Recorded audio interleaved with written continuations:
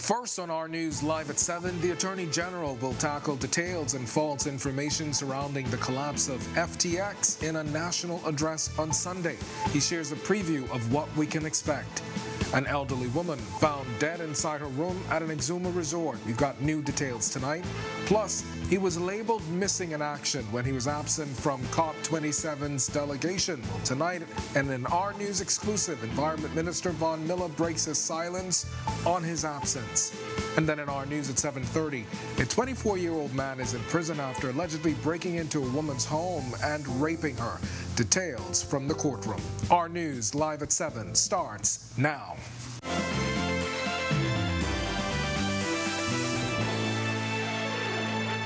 Welcome to our news live at 7. Thanks for joining us. I'm Kendino Knowles. Government will publicly address the FTX drama in an official communication on Sunday. This as the company is now in bankruptcy proceedings following its dramatic collapse earlier this month, leading to a Securities Commission investigation and the freezing of its digital assets. Berthany McDermott reports on a national address expected this weekend as the country's reputation is at stake. The Attorney General looking to set the record straight on the firestorm surrounding the collapse of FTX. Ryan Pinder says a lot of false information is swirling and insists that needs to be corrected. He also insists there are false and misleading messages as bankruptcy proceedings drag on. For example, you would have heard in the bankruptcy matter that they discussed the government taking assets and seizing. That's nothing further from the truth. The government does not seize assets. The regulator, the security.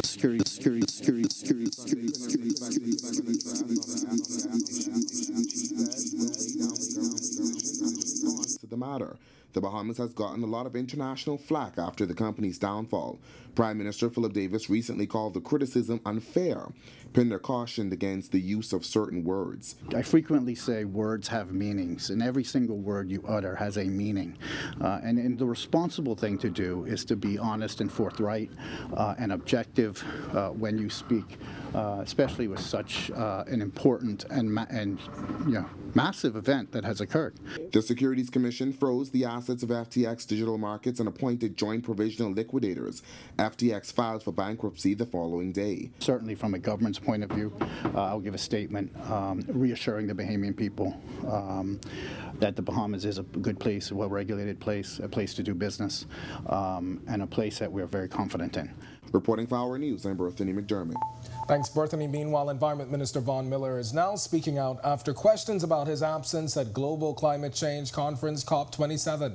Miller speaking exclusively with Our News on the reason for his absence. But I went to two different conferences. The Ozone Conference in Canada, in Montreal, Canada, to be exact, which we're a party to. And then there's a new conference in North Florida, a fisheries one, that it conflicted with COP. What I would have loved to be there, I was really split, I was really torn between it, and particularly when I heard of the trip and how informative it was, and because of my interest particularly in climate resilience and climate finance, particularly climate finance. Now, Miller had a lot more to say to our Marlena Leonard on the issue. The story coming up in Our News at 7:30. Now to this. A woman from Virginia was found dead at the Grand Isle Resort in Exuma this morning. The resort issuing a statement today confirming the death of the 87-year-old woman who was found in the shower of one of the condo hotel residences. The resort offering condolences to the woman's family. Sources telling Our News the victim slipped and fell while taking a shower, causing serious injuries which led to her death.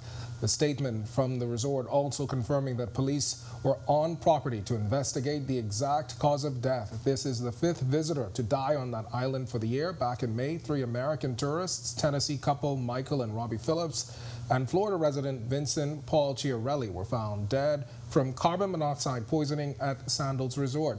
Then in August, another visitor died from what police say was COVID-19 related symptoms. And a fire that destroyed a single-story wooden structure and 2 vehicles in West End, Grand Bahama is now under active police investigation. They say they were notified about the incident in Kemp's Yard shortly before 1 a.m. on Thursday. No injuries were reported as firefighters still trying to determine what caused the blaze. And a 70-year-old man has been arrested for possession of 6.5 pounds of suspected marijuana. The Freeport resident was arrested early Thursday morning near the Freeport Harbor in a joint operation between Drug Enforcement Unit and Bahamas Customs. The drugs have an estimated street value of $6,000. Investigations are ongoing.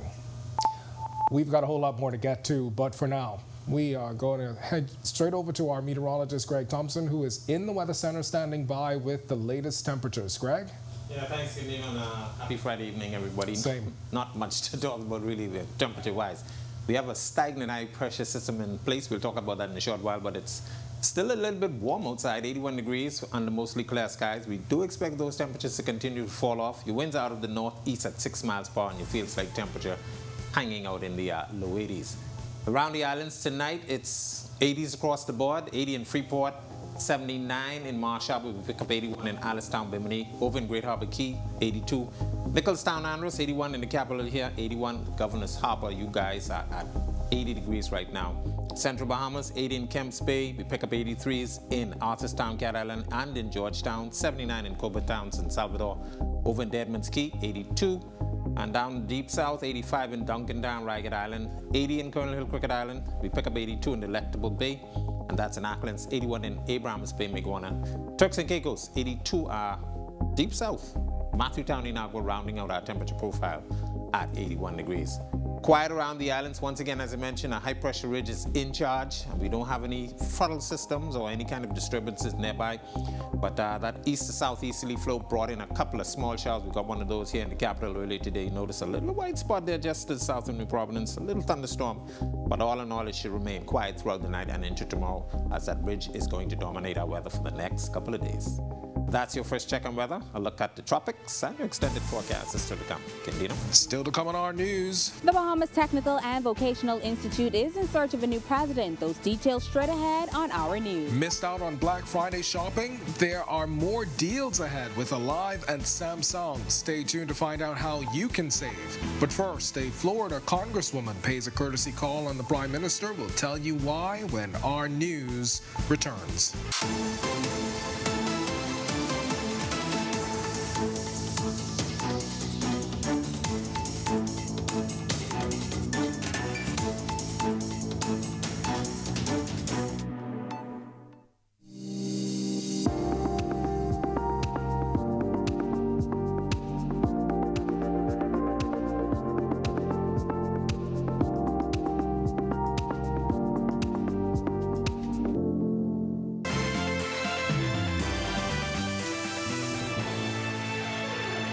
Prime Minister Philip Davis meeting with U.S. Congresswoman Frederica Wilson this afternoon as women commemorate the 60th anniversary of women's suffrage. Davis using the courtesy call to reflect on Wednesday's joint session of Parliament, where female MPs and senators celebrated the suffrage movement.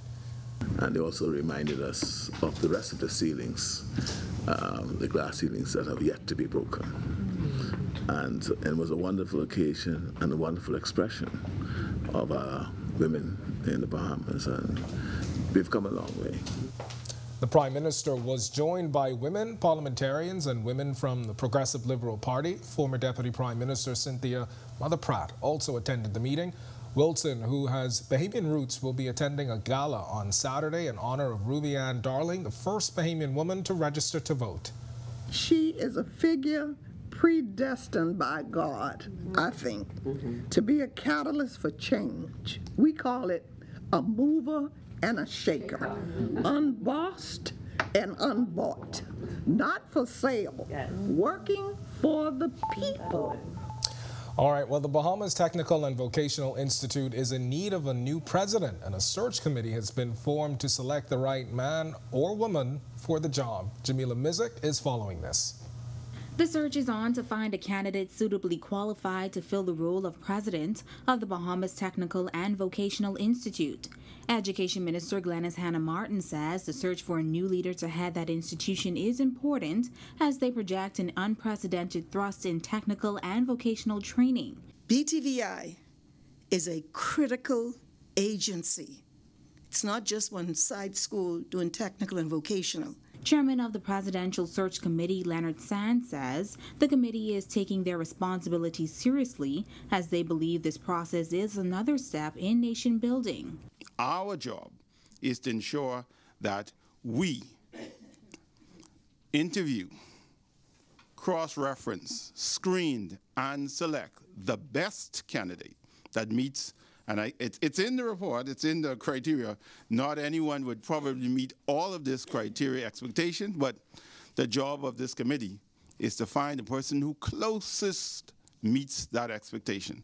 The new president is expected to begin work during the second quarter of 2023.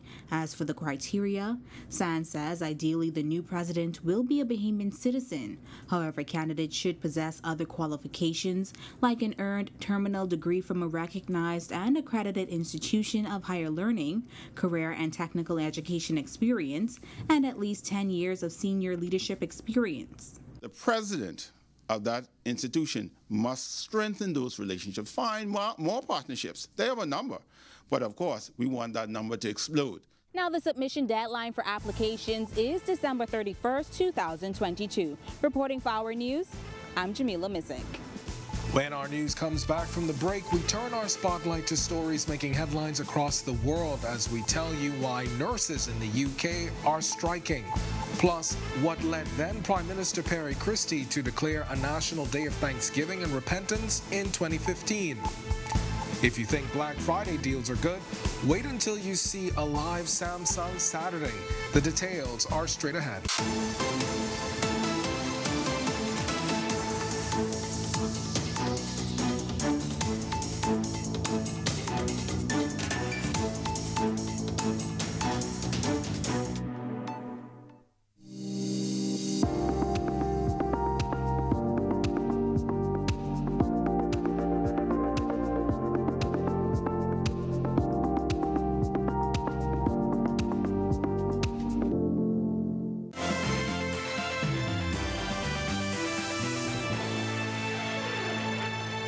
This is Our News. Welcome back. We turn our attention now to stories making headlines across the world.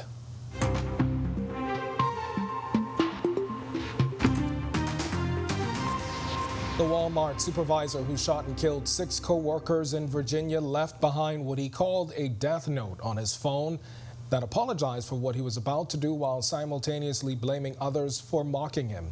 Chesapeake police said Friday the 9mm handgun was legally purchased on the morning of the shooting and that Andre Bing had no criminal record. The note was redacted slightly to eliminate names of specific people he mentioned, claiming he was harassed by idiots with low intelligence and a lack of wisdom. For now, law enforcement will do what they can, and I promise you, more information will follow. Until then, please know that we will get through this. Nurses in England, Wales, and Northern Ireland are to strike for 2 days next month in what is set to be their biggest walkout in the National Health Service's history.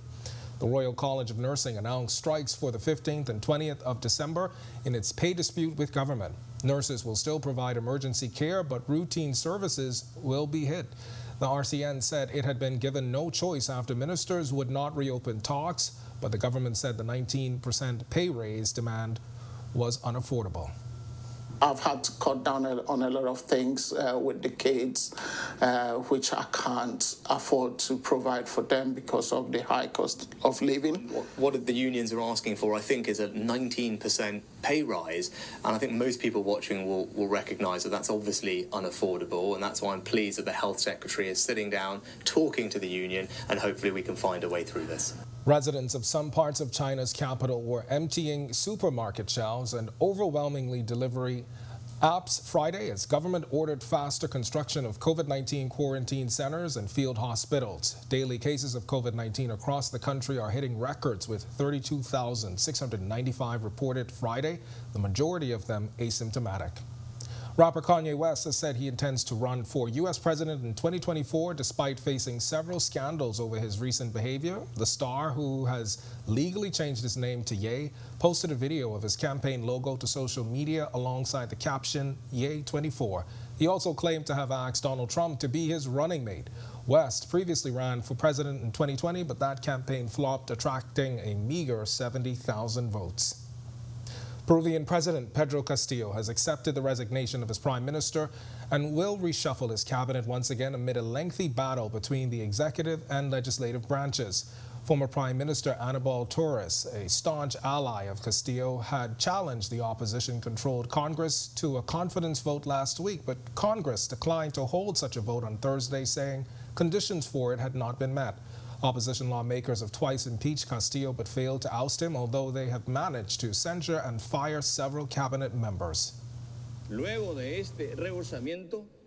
After this express refusal of confidence, an express flat refusal, and having accepted the resignation of the Prime Minister, whom I thank for his work on behalf of the country, I will renew the cabinet. I call on Congress to respect the rule of law, the rights of the people, democracy, and the balance of state powers.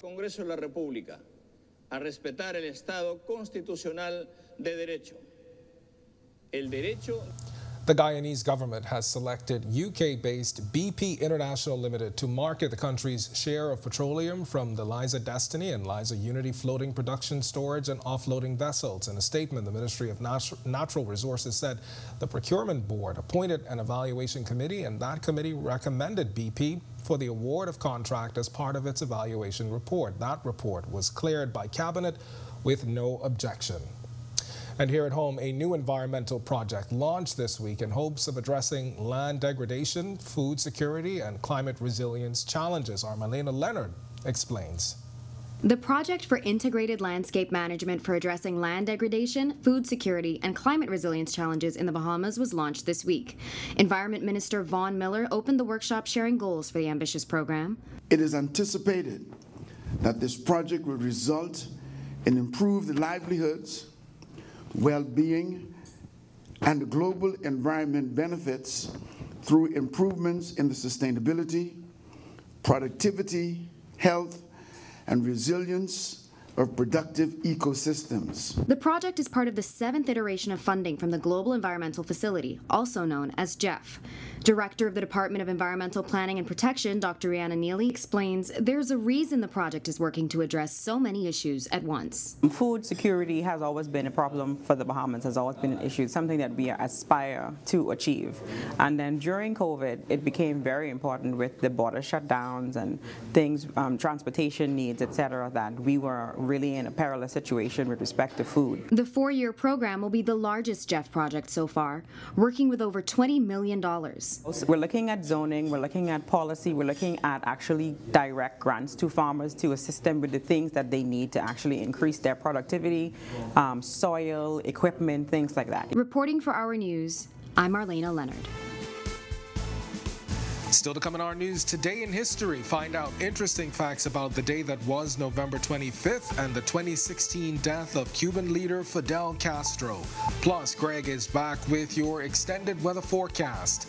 And then in our news at 7:30, the higher level band brings the return of its popular Bush Party. When you can catch it and more when Our News returns.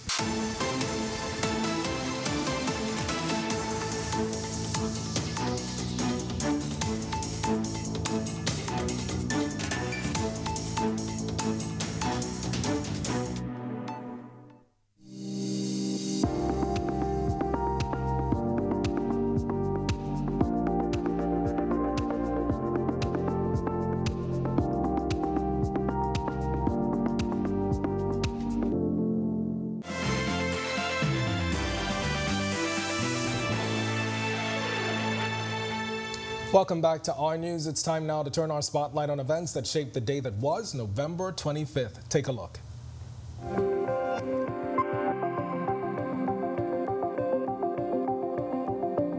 On this day in Bahamian history, in 2013, 110 Haitian migrants whose boat had capsized in Bahamian waters were rescued by the United States Coast Guard near Harvey Key in Exuma. 30 persons were confirmed to have died after the boat capsized. The next morning, the survivors were taken to Stanyo Key before being brought to the capital. Then in 2015, in the wake of the devastation of Hurricane Joaquin, then Prime Minister Perry Christie issued a proclamation declaring Wednesday, November 25th, a national day of thanksgiving and repentance. A national service of thanksgiving was held in New Providence and the Family Islands. And in 1963, U.S. President John F. Kennedy was buried with full military honors at Arlington National Cemetery 3 days after his assassination. 1999 saw 6-year-old Cuban Elian Gonzalez survive a smuggling boat shipwreck on its way to the United States, sparking a controversial custody case between the two countries. In 2001, Advanced Cell Technology, Inc. of Massachusetts became the first organization to report the successful cloning of a human embryo. The company said it did not intend to create a human being, but to use the stem cells to treat disease. And finally, in 2016, Cuban political leader Fidel Castro, who transformed his country into the first communist state in the Western Hemisphere and became a symbol of communist revolution in Latin America, died at the age of 90.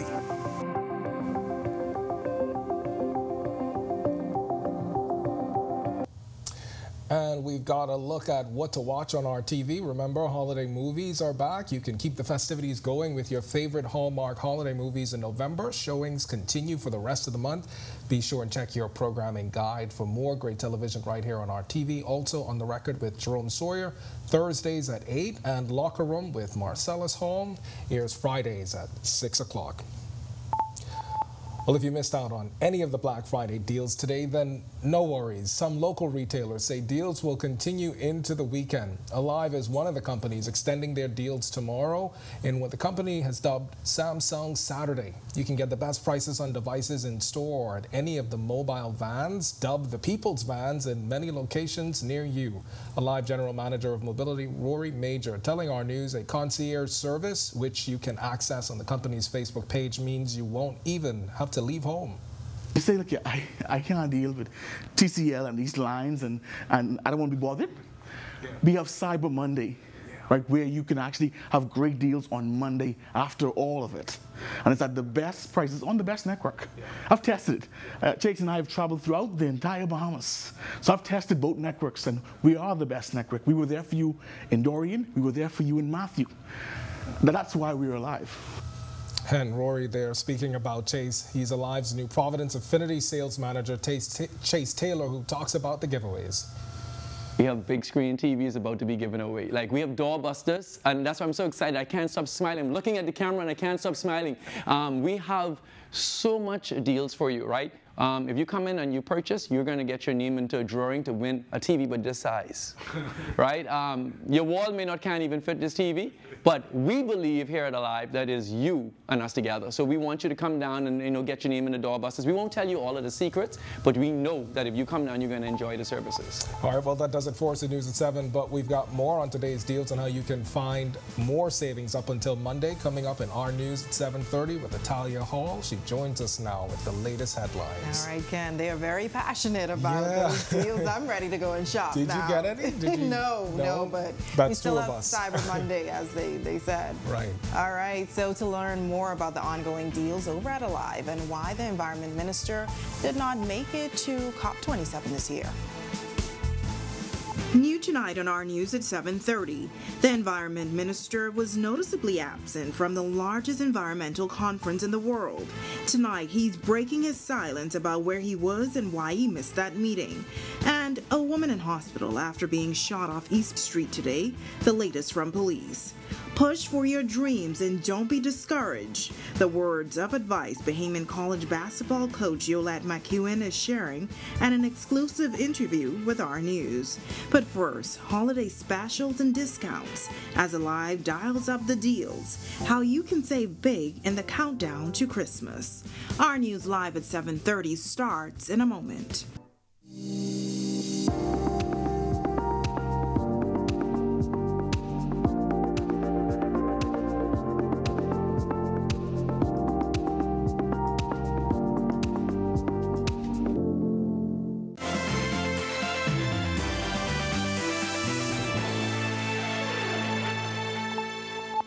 Welcome to our news and thank you for joining us. I'm Natalia Hall. After questions regarding his absence at COP27, the Environment Minister is speaking out. Our Marlena Leonard picks up the story from here. Environment Minister Vaughn Miller is speaking out about the reason he was noticeably absent from COP27 last month. This is the first time the minister has responded to questions about COP27.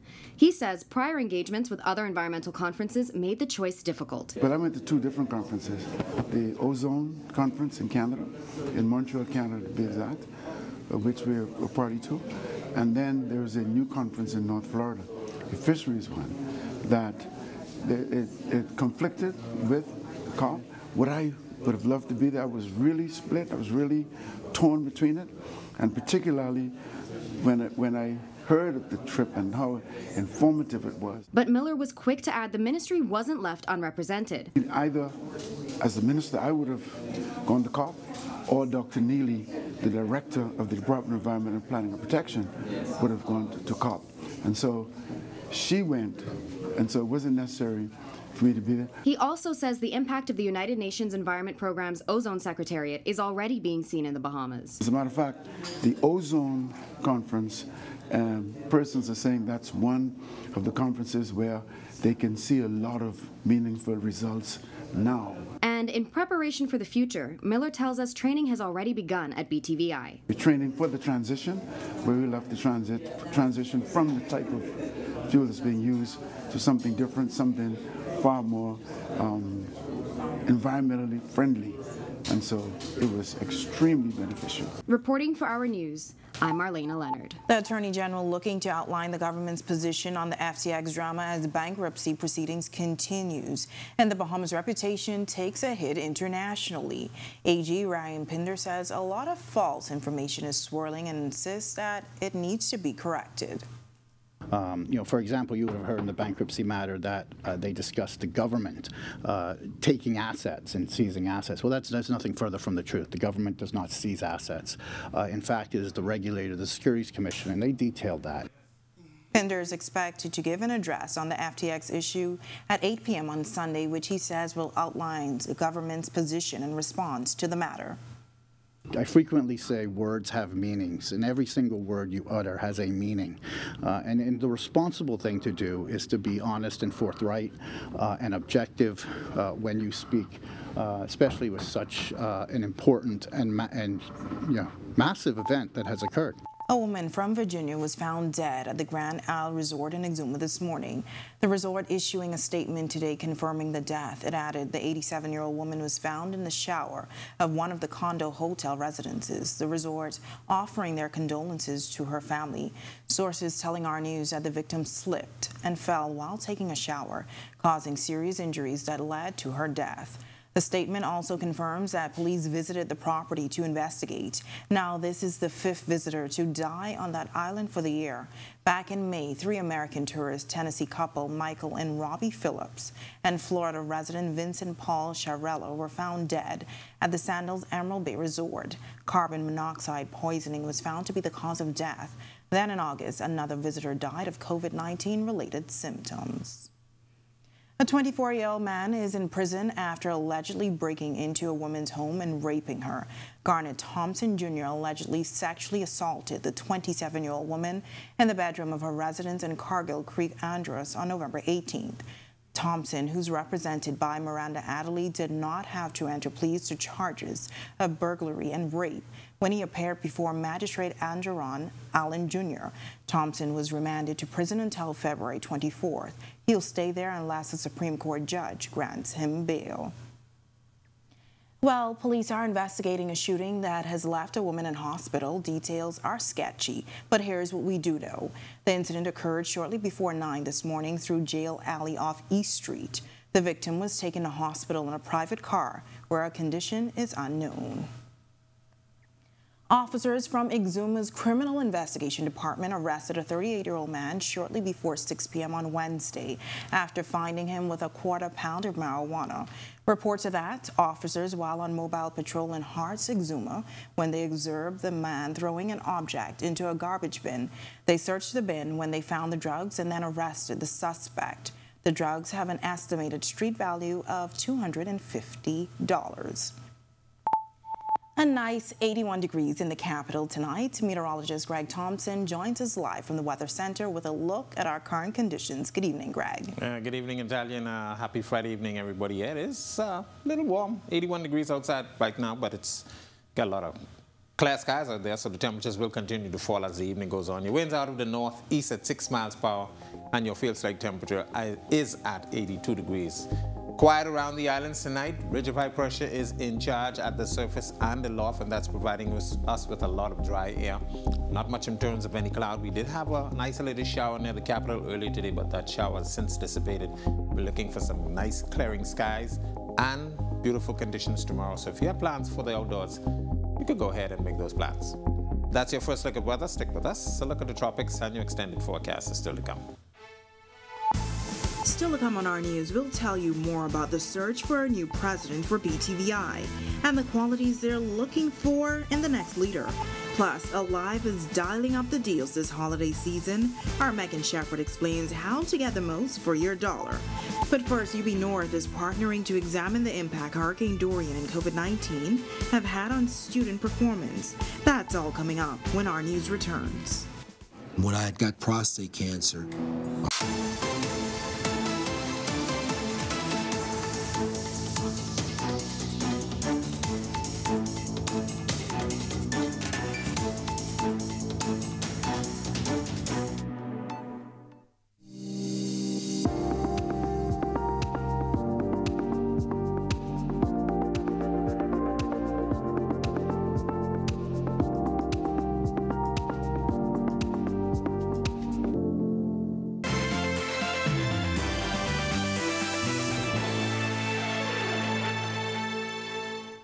The search is on for a new president at the Bahamas Technical and Vocational Institute. A search committee has been formed to select the right man or woman for the job. Education Minister Glenys Hannah Martin says the search for a new leader is important. BTVI is a critical agency. It's not just one side school doing technical and vocational. And especially today, it is a critical agency in the advancement of these types of endeavors in the technical and vocational field. And so who leads this and who understands the national mission is critical. Chairman of the Presidential Search Committee, Leonard Tan, says the committee is taking their responsibility seriously as they believe this process is another step in nation building. The new president is expected to begin work during the second quarter of 2023. Tan says ideally the new president will be a Bahamian citizen. Persons from industry literally come to the classroom, see the students learning and say, hey, that's the candidate we want into our workplace. And certainly the president of that institution must strengthen those relationships, find more partnerships. They have a number, but of course we want that number to explode so that every person who wants a technical education and every employment place that needs technical persons knows that BTVI is the place that they look for their candidate. While the University of the Bahamas Northern Campus partnering with the Fulbright Scholar Program by the U.S. Embassy to address the negative impact caused by Hurricane Dorian and the COVID-19 pandemic on student achievement. Dean of Faculty Dr. Andrew Moxey thanking the U.S. Embassy for facilitating the project. The University of the Bahamas continuously strives to provide our hard-working faculty with the necessary resources, partnerships, and platforms that can assist them as they explore ways of addressing some of our country's greatest challenges. Assistant Professor Dr. Andy Lang explaining more on the collaboration. And this is a wonderful opportunity for us to understand this perhaps unstudied or understudied phenomenon in this community, and that is the impact of these dual events on students functioning here at the university. Clinical psychologist Dr. Adam Brown says the goal is to help students thrive. I am a researcher and a psychologist who works internationally, also throughout the U.S., on figuring out ways that we can support communities who've been impacted by large-scale traumatic stressors. And when difficult events happen like that, we work together to figure out ways that we can support communities, and especially young people, to be able to remain resilient and stay connected to their learning. Now, Public Affairs Officer from the U.S. Embassy, Sumaya Abudale, noting that the Fulbright program is the U.S. government's flagship program for international education and cultural exchange. Well, it's one of the biggest shopping days of the year, Black Friday. And over at Alive, the deals and give-backs kicked into high gear. Megan Shepard fills us in. Just because you're a special customer of ours, we want to give you this phone as an appreciation for being a customer of ours. Thank you. Okay? Chief Alive Officer John Gomez surprising one Lucky Alive customer this morning with a brand new cell phone as a part of the company's Black Friday surprises. He says this is an exciting time of year for the Alive family as the company seeks to kick off the holidays with various deals. We have the best network, and we're excited to be able to demonstrate not just today, but throughout the entire year in terms of what we're able to give to our customers from a performance perspective. And we do appreciate our customers, and as we celebrate and we offer these fantastic deals to our customers, we just want to say thank you to our customers for being here for us and supporting us throughout this journey that we've been on for the past 6 years now.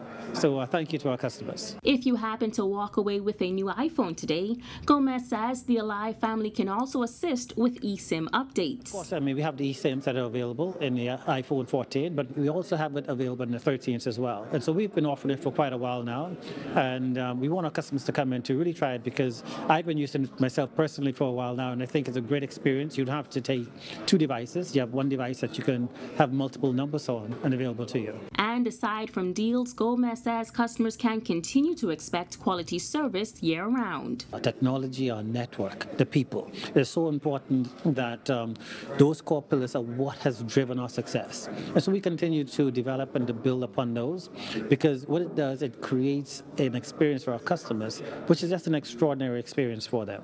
Not just from a performance only, but also in terms of the deals that they're able to get as well. Reporting for Our News, I'm Megan Shepard. When our news comes back from the break, our Sasha Lightborn sits down with Coach Yo to discuss her career, dreams, and motivation to give back. Plus, coming up in sports for this evening, the latest from the Flamingo basketball tournament here at Baha Mar. We'll give you details on that as the men now take to the floor. We'll also give you the latest as the UB Mingos get their first win in the New Providence Volleyball Association. That's all coming up in sports. And later, the Higher Level Band is bringing its Bush Party back. We have all the details when our news returns.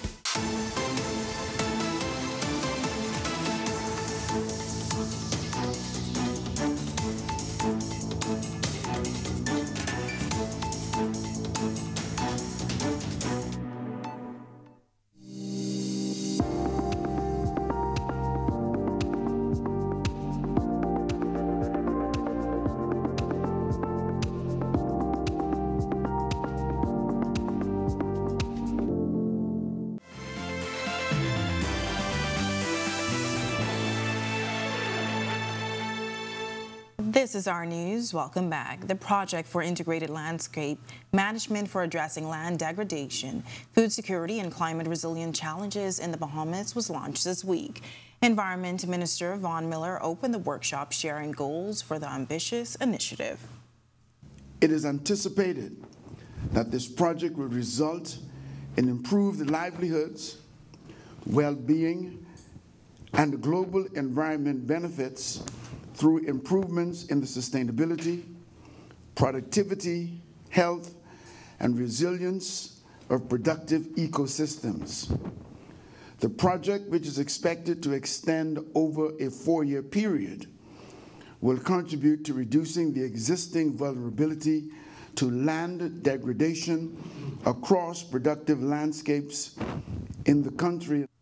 The project is a part of the 7th iteration of funding from the Global Environmental Facility, also known as GEF. Director of the Department of Environmental Planning and Protection, Dr. Rihanna Neely, explains the purpose.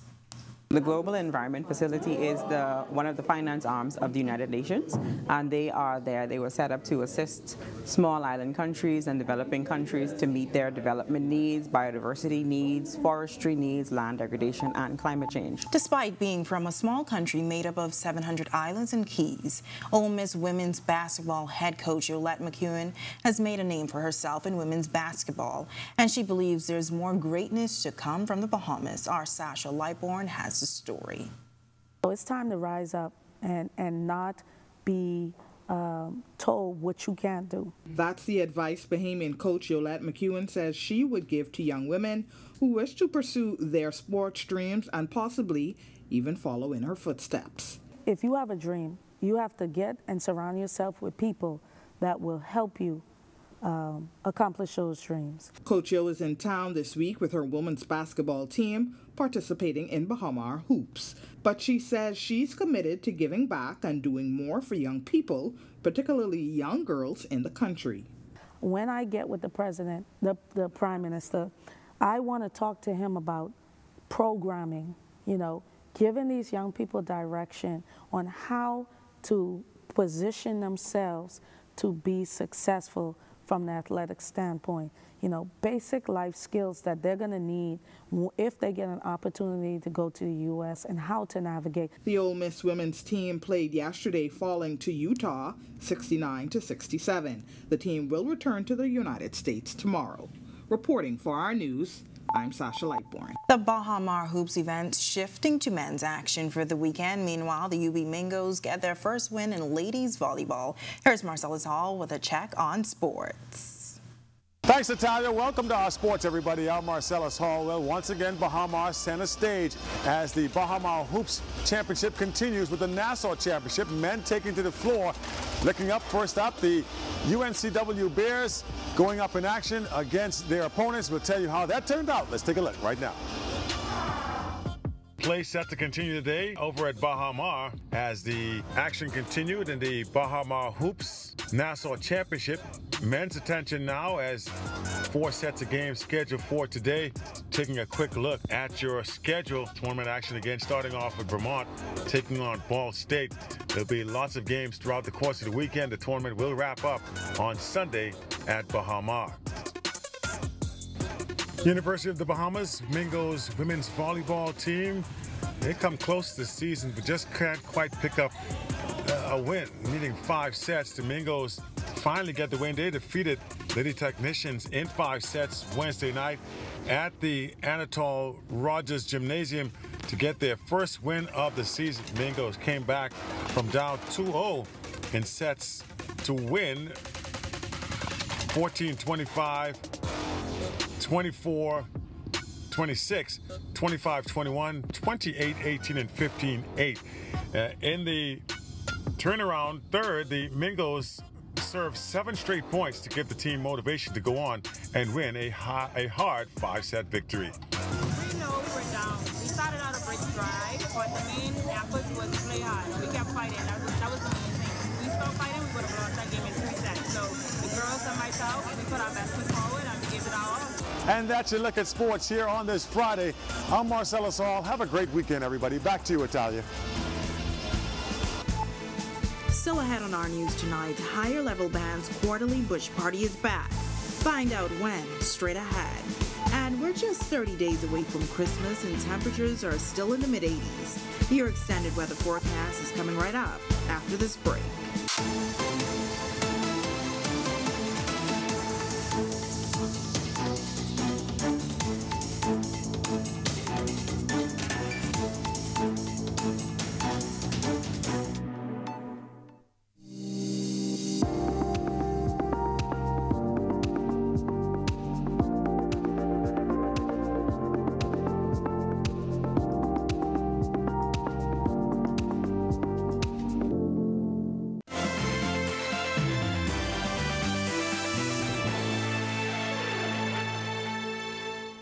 Welcome back to our news. It's officially the countdown to the holidays, but it's clear that the weather did not get the memo as yet. Greg is back in the Weather Center with your extended forecast. Tell me some good news, Greg.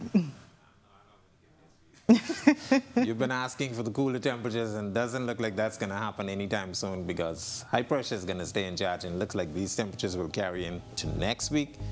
Don't know if we're going to see a cold front get it. One or two may get nearby, but they're not going to come through. No cold air mass is going to come through after that. But of course, you know, today is what, Black Friday? Black Friday. Did you get to do any shopping? No, no shopping, Greg. I hope you did. Now, I've been looking online. Maybe we pick up a few things later on, but all right, you got Cyber Monday. Yeah, okay. Definitely. Yeah, as I was saying, I'm very quiet around the area. High pressure ridge is in charge at the surface and the loft, and that high is basically keeping us dry. And those warm temperatures will, as I said, stay with us throughout the remainder of the weekend into next week, because we don't see much in terms of any frontal boundaries getting here. That ridge extends all the way into the Gulf of Mexico. There are a couple of storm systems trying to form across the southeastern United States, and those are going to ride the northern portion of that high pressure ridge and stay to the north of us. But with that east to southeasterly flow, we could see some low-level moisture bringing in a couple of small showers. We got one or two of those earlier today across the capital. But all in all, it's basically going to be quiet weather for the next several days. The tropics, we have 5 days left in the official Atlantic hurricane season. Nothing is happening out there. It's been, well, we've been spared more or less. We had one or two storm systems that went through and approached us, but nothing that really did any damage. So we're going to continue to watch the tropics, but I promise you, we're not going to see much in terms of any significant development. TCZ, which is out there in the open Atlantic, just along the tropical belt, got some showers and some of the storms associated with that. But all in all, it's going to remain quiet over the next several days. Forecast map, as I mentioned, that frontal boundary, which was to the north of us, is basically washed out from yesterday, and some low-level moisture moving in across us. That other storm system that I talked about that should get in here sometime by the end of the week and into early next week, that's going to be across the Florida, Gulf coast of the United States. But that is going to fall apart. Very weak frontal boundary should get in here by Saturday, Sunday time frame and stall to the north of us, so we won't see much in terms of any weather associated with that system as it gets in here. Boating conditions for all areas tonight to tomorrow. It's going to be nice on the waters except for some swells. Northeast to east winds, 10 to 15 knots, seas running 2 to 4 feet over the ocean. Your high tide will be at 8:42 tonight. Here's a look now at your national forecast.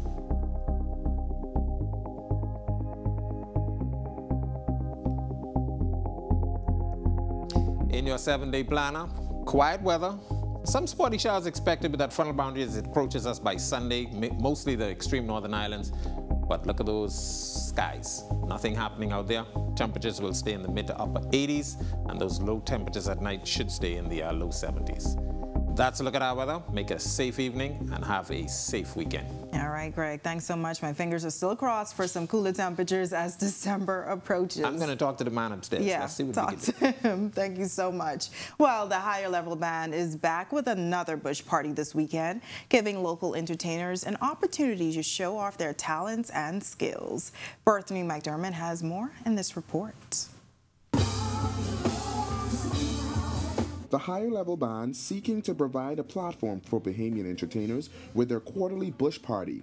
Higher Level Band co-leader J.D. Stewart says band members realized Nassau was lacking events that push authentic Bahamian music, but he says now that's changing. Bush Party is one of those events where you can come, dance, have a great time, you know, chill with your friends, you know, listen to some really great live Bahamian music. This will be the 5th Bush Party, but the 4th in-person event. Stewart says this is expected to be the largest one yet, adding Bahamian entertainers have faced a challenge with getting the support at local events. It hasn't been that favorable for Bahamian promoters to put on Bahamian events and expect large crowds, specifically here in Nassau. This event will be this Sunday, November 27th at Kamalami Place. Bass player Jermaine Johnson says he's hoping attendees can get an appreciation for the preparation that goes into events like these. Just the mindset of, wow, you know, if I really practice, if I put to perfection, if I study, if I, you know, in the direction where Bahamian music could go is endless. Gates open at 7 p.m. Sunday evening. The event is also expected to feature other Bahamian artists. To those already set on attending, band members had this to say. Listen, like the young people say, it's going to be lit.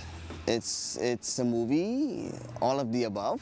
If you want to have a good time, be here Sunday night. It's just that simple. Reporting for Our News, I'm Berthany McDermott. All right, sounds exciting. Thanks so much, Berthany, and thank you for joining us for our news tonight.